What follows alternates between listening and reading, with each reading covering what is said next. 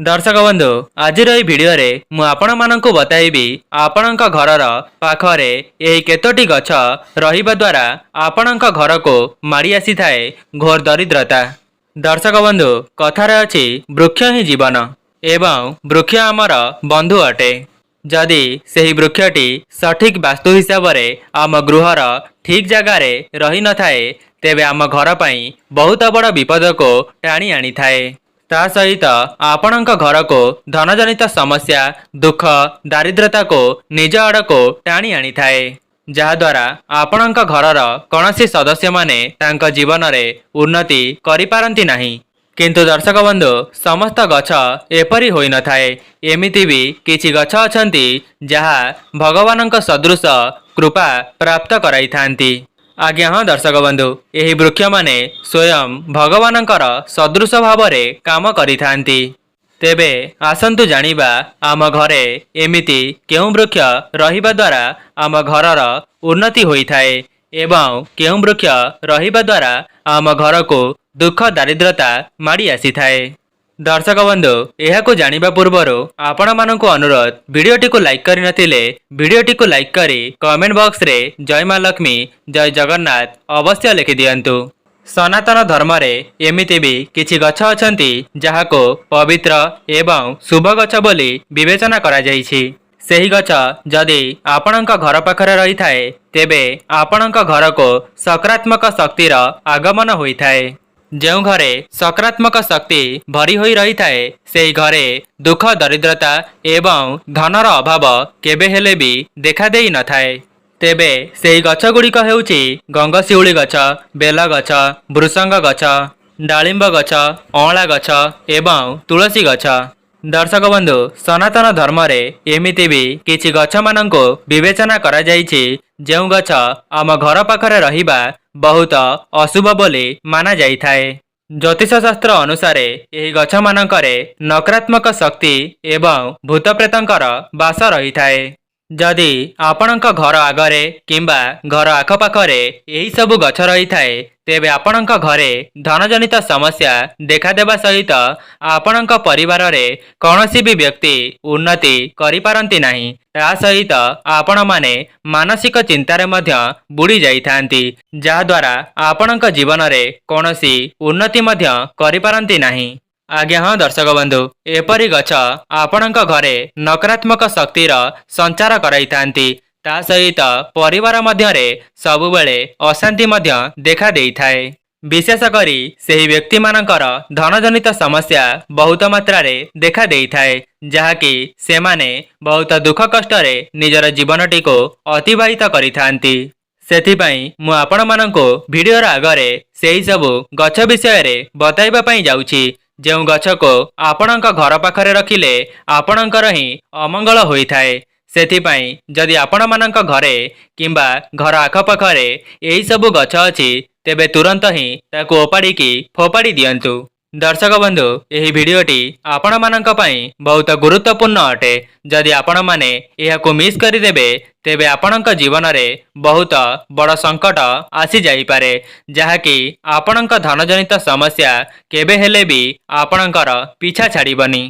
सेथिपाई जदि आपण मानक घर पाखरे एही सबु गछ अछि तेबे निश्चित भाव रे एही भिडियोटी को थरे मात्र देखि करि जांतु।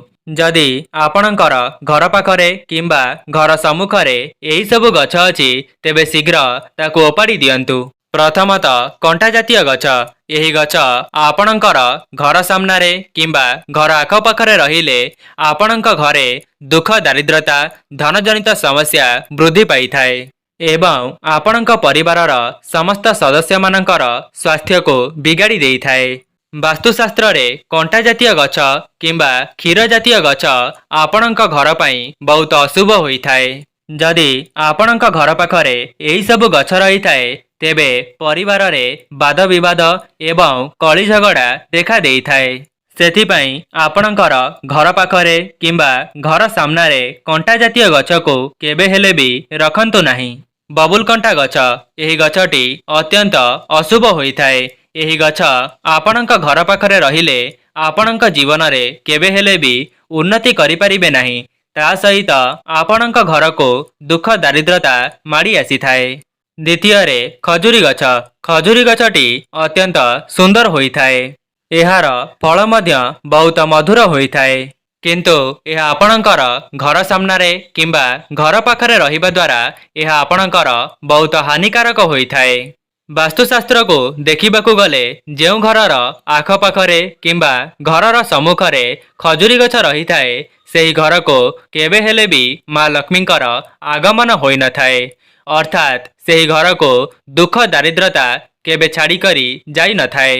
ଏବଂ ଆପଣମାନେ ଯେତେ ଧନକୁ ରୋଜଗାର କଲେ ମଧ୍ୟ ଆପଣଙ୍କ ପରିବାରକୁ ତାହା ଅଣ୍ଟି ନଥାଏ। ବାଉଁଶ ଗଛ। ଏହି ବାଉଁଶ ଗଛଟି ଅତ୍ୟନ୍ତ ଶୁଭ କାର୍ଯ୍ୟରେ ଲାଗିଥାଏ। ଚଉରାରେ ପଣାଘଡ଼ି ପାଇଁ ହେଉ କିମ୍ବା ଆକାଶଦୀପ ପାଇଁ ହେଉ, ଦେବାଦେବୀଙ୍କର ପତାକା ଲଗାଇବା ପାଇଁ ହେଉ କିମ୍ବା ଯଜ୍ଞ ପାଇଁ ହେଉ, ଏହାର ଆବଶ୍ୟକତା ଅନେକ କ୍ଷେତ୍ରରେ ହୋଇଥାଏ। କିନ୍ତୁ ଏହି ଗଛ ଘର ସାମ୍ନାରେ ରହିବା ଦ୍ୱାରା ଘରର ଅଶୁଭ ହୋଇଥାଏ। ଶାସ୍ତ୍ରରେ ଏମିତି ମଧ୍ୟ କୁହାଯାଇଛି ବାଉଁଶ ଗଛରେ ଭୂତ ପ୍ରେତଙ୍କର ବାସ ହୋଇଥାଏ। ଯଦି ଏହି ଗଛ ଆପଣଙ୍କର ଘର ସାମ୍ନାରେ ରହିଥାଏ ଏହା ଆପଣଙ୍କ ଘର ପାଇଁ ବହୁତ ଅଶୁଭ ହୋଇଥାଏ। ଦର୍ଶକ ବନ୍ଧୁ, ଏହା ତ ଥିଲା ଆପଣଙ୍କ ଘର ପାଖରେ କେଉଁ ସବୁ ଗଛକୁ ଲଗାଇବେ ନାହିଁ ଏବଂ ଯଦି ଆପଣଙ୍କ ଘର ପାଖରେ ଏହି ସବୁ ଗଛ ଅଛି ତେବେ ଆଜିଠାରୁ ହିଁ ତାକୁ ଓପାଡ଼ିକି ଫୋପାଡ଼ି ଦିଅନ୍ତୁ। ଏବେ ଆସନ୍ତୁ ଜାଣିବା କେଉଁ ଗଛ ଆପଣଙ୍କ ଘରର କେଉଁ ସ୍ଥାନରେ ରହିଲେ ଆପଣଙ୍କ ଘରକୁ ସ୍ୱୟଂ ମା ଲକ୍ଷ୍ମୀଙ୍କର ଆଗମନ ହେବ, ଅର୍ଥାତ୍ ଆପଣଙ୍କ ଘରେ ଧନ ଧାନ୍ୟରେ ପରିପୂର୍ଣ୍ଣ ହେବ ଏବଂ ଲକ୍ଷ୍ମୀ ନାରାୟଣ ଆପଣଙ୍କ ପରିବାର ଉପରେ କୃପା ଦୃଷ୍ଟିକୁ ବଜାୟ ରଖିବେ। ପ୍ରଥମେ ହେଉଛି ତୁଳସୀ ଗଛ। ସନାତନ ଧର୍ମରେ ତୁଳସୀ ଗଛରେ ମା ଲକ୍ଷ୍ମୀଙ୍କର ବାସ ହୁଏ ବୋଲି ମାନ୍ୟତା ଅଛି।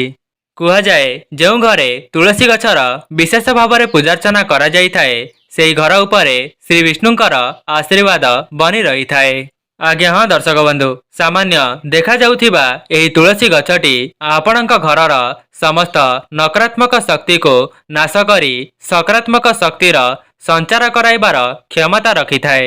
ଦର୍ଶକ ବନ୍ଧୁ, ଏବେ ଆସନ୍ତୁ ଜାଣିବା ତୁଳସୀ ଗଛଟି ଆପଣଙ୍କ ଘରର କେଉଁ ଦିଗରେ ଲଗାଇବା ଦ୍ୱାରା ଆପଣଙ୍କର ମଙ୍ଗଳ ହୋଇଥାଏ ଏବଂ ତାପରେ ଜାଣିବା ତୁଳସୀ ଗଛକୁ ଆପଣମାନେ କେଉଁ ଦିଗରେ ଲଗାଇବେ ନାହିଁ।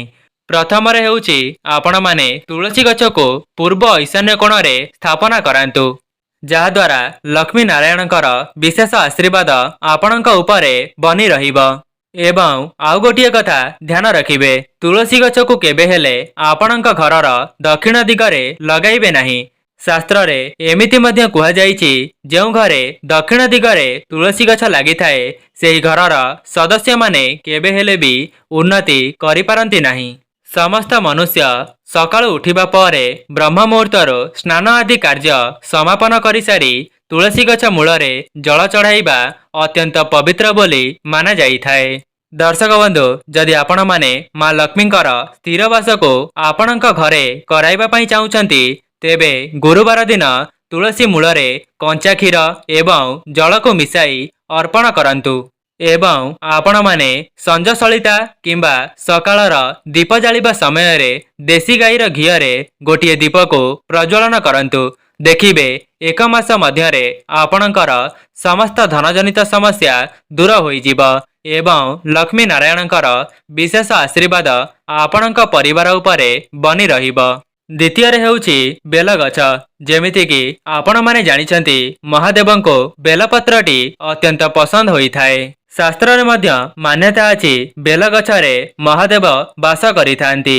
ଏମିତି ମଧ୍ୟ କୁହାଯାଇଥାଏ ଯଦି ଆପଣଙ୍କର କୌଣସି ମନସ୍କାମନା ପୂର୍ଣ୍ଣ ହୋଇପାରୁନାହିଁ ତେବେ ଆପଣମାନେ ବେଲପତ୍ରକୁ ମହାଦେବଙ୍କୁ ଅର୍ପଣ କଲେ ମହାଦେବ ଆପଣଙ୍କର ସେହି ମନସ୍କାମନାଟିକୁ ଖୁବ୍ କମ୍ ସମୟ ମଧ୍ୟରେ ପୂରଣ କରିଦେଇଥାନ୍ତି।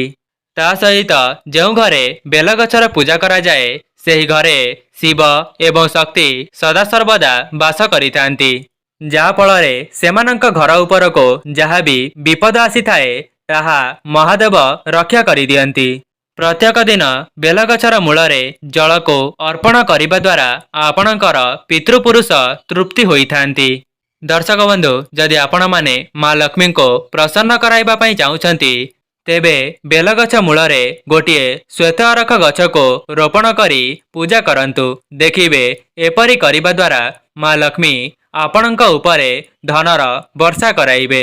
ଦର୍ଶକ ବନ୍ଧୁ, ଆପଣମାନେ ପ୍ରତ୍ୟେକ ଦିନ ବେଲଗଛକୁ ସକାଳେ ଏବଂ ସନ୍ଧ୍ୟାରେ ଦର୍ଶନ କରିବା ଦ୍ୱାରା ଆପଣଙ୍କ ମନରେ ଯାହା ବି କିଛି ଅଧା ଅଧୁରା ମନସ୍କାମନା ଅଛି କିମ୍ବା ଚାକିରି କ୍ଷେତ୍ରରେ ପ୍ରୟାସ କରୁଛନ୍ତି, ତେବେ ଖୁବ୍ କମ୍ ସମୟ ମଧ୍ୟରେ ଆପଣଙ୍କର ସେହି ମନସ୍କାମନାଟି ପୂରଣ ହେବା ସହିତ ଚାକିରି କ୍ଷେତ୍ରରେ ମଧ୍ୟ ଆପଣମାନେ ନିଜ ମନ ମୁତାବକ ଚାକିରି ପ୍ରାପ୍ତ କରିବେ। ଯଦି ଆପଣମାନେ ସନ୍ତାନ ପାଇଁ ଚିନ୍ତିତ ଅଛନ୍ତି ଏବଂ ଆପଣଙ୍କର ସନ୍ତାନ ସନ୍ତତି ହେଉନାହାନ୍ତି, ତେବେ ଆପଣମାନେ ବେଲଗଛର ପୂଜା କରନ୍ତୁ। ଦେଖିବେ ଖୁବ୍ କମ୍ ସମୟ ମଧ୍ୟରେ ଆପଣମାନେ ସନ୍ତାନ ସୁଖ ମଧ୍ୟ ଭୋଗ କରିବେ। ଦର୍ଶକ ବନ୍ଧୁ, ଆଉ ଗୋଟିଏ କଥା, ଯଦି ଆପଣମାନେ ବେଲଗଛକୁ କାଟୁଛନ୍ତି କିମ୍ବା ବେଲଗଛକୁ ନଷ୍ଟ କରିଦେଉଛନ୍ତି, ତେବେ ଆପଣଙ୍କ ଘର ଉପରକୁ ବହୁତ ବଡ଼ ବିପଦ ମାଡ଼ି ଆସିଥାଏ। ତୃତୀୟରେ ହେଉଛି ଶମି ଗଛ। ଏହି ଶମି ଗଛଟି ଆପଣଙ୍କ ଘରେ ରହିବା ଦ୍ୱାରା ଆପଣଙ୍କ ଘରକୁ ଧନର ଆଗମନ ହୋଇଥାଏ।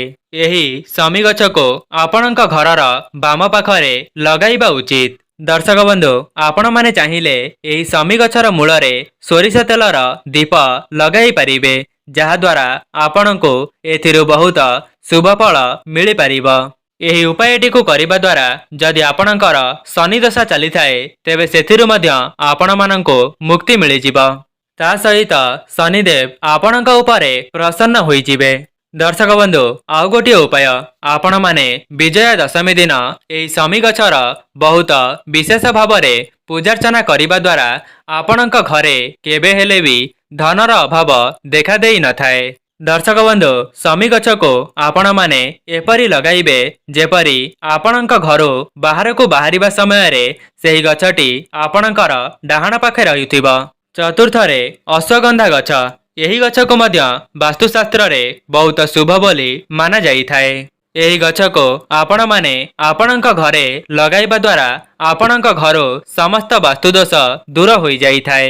ଏହା ଆପଣଙ୍କର ଧନଜନିତ ସମସ୍ୟାକୁ ଦୂର କରିବା ସହିତ ପରିବାରରେ ସୁଖ ସମୃଦ୍ଧିର ଆଗମନ କରାଇଥାଏ ଏବଂ ମା ଲକ୍ଷ୍ମୀ ମଧ୍ୟ ଆପଣଙ୍କ ଉପରେ ପ୍ରସନ୍ନ ହୋଇଥାନ୍ତି। ପଞ୍ଚମରେ ଅଁଳା ଗଛ। ଯଦି ଆପଣଙ୍କର ଅଁଳା ଗଛଟି ପୂର୍ବ ଦିଗ କିମ୍ବା ଉତ୍ତର ଦିଗରେ ରହିଥାଏ, ତେବେ ଆପଣଙ୍କ ଘରେ ବହୁତ ଅଧିକ ଧନର ଆଗମନ ହେବ। ତା ସହିତ ଲକ୍ଷ୍ମୀ ନାରାୟଣ ଆପଣଙ୍କ ଘରେ ସଦାସର୍ବଦା ବାସ କରିବେ। ଯଦି ଆପଣମାନେ ବ୍ୟାପାର ବାଣିଜ୍ୟ କ୍ଷେତ୍ରରେ ପ୍ରୟାସ କରୁଥିଲେ, ତେବେ ସେଥିରୁ ମଧ୍ୟ ଆପଣଙ୍କୁ ବହୁତ ଲାଭ ପ୍ରାପ୍ତି ହେବ। ଦର୍ଶକ ବନ୍ଧୁ, ଅଁଳା ଗଛଟି ଆପଣଙ୍କ ଘରେ ରହିବା ଦ୍ୱାରା ଆପଣଙ୍କର ସମସ୍ତ ଦୁଃଖ ଦାରିଦ୍ର୍ୟତାକୁ ଦୂର କରିବାରେ ସହାୟତା କରିଥାଏ। ଶାସ୍ତ୍ରରେ ମଧ୍ୟ ଉଲ୍ଲେଖ ଅଛି ଯେ ଆପଣମାନେ ଯଦି ସମ୍ପୂର୍ଣ୍ଣ ନିଷ୍ଠା ଏବଂ ଭକ୍ତିର ସହକାରେ ଅଁଳା ଗଛର ପୂଜା କରିବେ, ତେବେ ଆପଣଙ୍କର ସମସ୍ତ ଅଭିଳାଷକୁ ଏହା ପୂରଣ କରିବାର ସକ୍ଷମ ରଖିଥାଏ। ଧାର୍ମିକ ଶାସ୍ତ୍ର ଅନୁସାରେ ଏହି ଗଛରେ 33 କୋଟି ଦେବାଦେବୀ ବାସ କରିଥାନ୍ତି। ଏହା ସହିତ ଅଁଳାଟି ଶ୍ରୀ ବିଷ୍ଣୁଙ୍କର ମଧ୍ୟ ଅତ୍ୟନ୍ତ ପ୍ରିୟ ହୋଇଥାଏ। ଦର୍ଶକ ବନ୍ଧୁ, କଣ ଆପଣମାନେ ଜାଣିଛନ୍ତି ଅଁଳା ଗଛରେ ଲକ୍ଷ୍ମୀ ନାରାୟଣଙ୍କର ବାସ ହୋଇଥାଏ, ଯାହାଦ୍ୱାରା ଆପଣମାନେ ଯଦି ନିଜ ଘରେ ଅଁଳା ଗଛକୁ ଲଗାଉଛନ୍ତି, ତେବେ ମା ଲକ୍ଷ୍ମୀ ଏବଂ ଶ୍ରୀ ବିଷ୍ଣୁ ସଦାସର୍ବଦା ବାସ କରିଥାନ୍ତି। ଯଦି ଆପଣଙ୍କର ଉତ୍ତର ଦିଗରେ ଅଁଳା ଗଛଟି ଲାଗିଛି, ତେବେ ଶ୍ରୀ ବିଷ୍ଣୁଙ୍କର ଆଶୀର୍ବାଦରୁ ଆପଣଙ୍କ ଘରେ ଧନ ଧାନ୍ୟ ଏବଂ ସୁଖ ଐଶ୍ୱର୍ଯ୍ୟର ଆଗମନ ହେବ। ଯଦି ଆପଣମାନେ କୌଣସି କାର୍ଯ୍ୟରେ ଅସଫଳତା ଭୋଗ କରୁଥିଲେ, ତେବେ ଗୋଟିଏ ଅଁଳା ଗଛକୁ ଆପଣଙ୍କର ଉତ୍ତର ଦିଗରେ ରୋପଣ କରନ୍ତୁ। ଦେଖିବେ ଆପଣଙ୍କର ସମସ୍ତ ଅଶୁଭତ୍ୱ ଖଣ୍ଡନ ହୋଇଯିବ। ଶାସ୍ତ୍ରରେ ମଧ୍ୟ ଏମିତି କୁହାଯାଇଛି, ଯଦି କୌଣସି ବି ବ୍ୟକ୍ତି ନିଜ ଜୀବନରେ ଗୋଟିଏ ଅଁଳା ଗଛକୁ ଲଗାଇ ତାହାର ବିଶେଷ ଭାବରେ ଯତ୍ନ ନେଇଥାଏ, ସେହି ବ୍ୟକ୍ତିଟି ତା ଜୀବନରେ ବହୁତ ଉନ୍ନତି କରିଥାଏ, ସମାଜରେ ତାର ପ୍ରତିଷ୍ଠାନ ବନି ରହିଥାଏ। ବାସ୍ତୁଶାସ୍ତ୍ରରେ ଅଁଳା ଗଛକୁ ଲଗାଇବା ବହୁତ ଶୁଭ ବୋଲି ବିବେଚନା କରାଯାଇଛି। ସେଥିପାଇଁ ଯଦି ଆପଣମାନେ ଆପଣଙ୍କ ଜୀବନରେ ଉନ୍ନତି କରିବା ପାଇଁ ଚାହୁଁଛନ୍ତି, ତେବେ ଗୋଟିଏ ଅଁଳା ଗଛକୁ ଆପଣଙ୍କ ଘରେ ରୋପଣ କରି ତାର ଭଲ ଭାବରେ ଯତ୍ନ ନିଅନ୍ତୁ। ଷଷ୍ଠରେ ହେଉଛି ଅଶୋକ ଗଛ। ଆପଣମାନେ ଜାଣିଥିବେ ଅଶୋକ ଗଛର ବହୁତ ଅଧିକ ମାହାତ୍ମ୍ୟ ରହିଛି ଏବଂ ମାତା ସୀତା ଯେତେବେଳେ ଅଶୋକ ବାଟିକାରେ ବାସ କରୁଥିଲେ, ସେବେଠାରୁ ହିଁ ଅଶୋକ ଗଛର ମାହାତ୍ମ୍ୟ ବହୁତ ଅଧିକ ରହିଅଛି। एवं आउ गोटिए पटरु देखिबाकू गले अशोकर अर्थ हेउछि जेउठारे शोक नथाए अर्थात सेही जगाटी सकारात्मक शक्ति रे भरी होई रही थाए। दर्शक बंधु अशोक गछटी जेउ जगारे रही थाए सेही जगारू अशांति को दूर करी सुख शांतिर आगमन कराई थाए। यही गछटी जेउ मानकर घरे रही थाए सेही व्यक्ति ता जीवन रे बहुत उन्नति करिबा सहित तार कार्य क्षेत्र रे मध्य प्राधान्य लाभ करी थाए। सप्तम रे धला अरख गछ। धला अरख गछरे हलदी अरुआ चाउल एवं गंगा जल देई गछर पूजा करिबा द्वारा यही अरख गछटी जेते जेते बढ़ी बढ़ी चली थाए सेही पाखरे रहुथिबा समस्त व्यक्ति माने सेमानंकर जीवन रे बहुत उन्नति करिथांती। अष्टम रे मंदार गछ। दर्शक बंधु मंदार गछटी को आपणक घरर जे कोनोसी भी जगार लगाई पारिबे किंतु ध्यान रखिबे जदि आपण माने एही मंदार गछटी को सूर्य किरण जगार लगाई थांती तेबे सूर्य देवंकर आशीर्वाद मध्य आपणक घर उपरे बनी रही थाए। दर्शक बंधु मंदार फूल को जल रे पकाई सूर्य देव को अर्पण कले आखि रोग एवं अस्थि रोग दूर होई थाए। नवम रे नड़िया गछ। एमिति मध्य कुआ जाई थाए नड़िया गछटी आपणक घर पई बहुत शुभ होई थाए।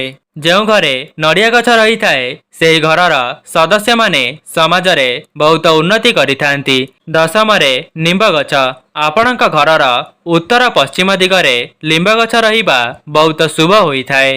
एही गछटी आपणक घर को सकारात्मक शक्तिर संचार कराइबा सहित अनेक कष्ट समस्या मध्य रक्षा करिथाए। एमिति मान्यता अछि जे जेउ व्यक्ति लिंब गछ को रोपण करिथांती सेही व्यक्तिर मरिबा परे ताहाको विष्णुलोक प्राप्ति होई थाए। 11 रे कदली गछ। कदली गछटी मध्य वास्तुशास्त्र रे बहुत शुभ बोली माना जाइछि। दर्शक बंधु जदि आपण माने कदली गछ को लगाइबा पई चाहुचंती तेबे ईशान्य कोण अर्थात उत्तर पूर्व कोण रे एहाको रोपण करि परिबे। तेबे दर्शक बंधु जदि आपण माननको एही वीडियोटी भल लागि थाए तेबे वीडियोटी को लाइक करी चैनलटी को सब्सक्राइब करि दियंतु एवं भक्ति सहकारे कमेंट बॉक्स रे जय मां लक्ष्मी जय जगन्नाथ अवश्य लिखि दियंतु।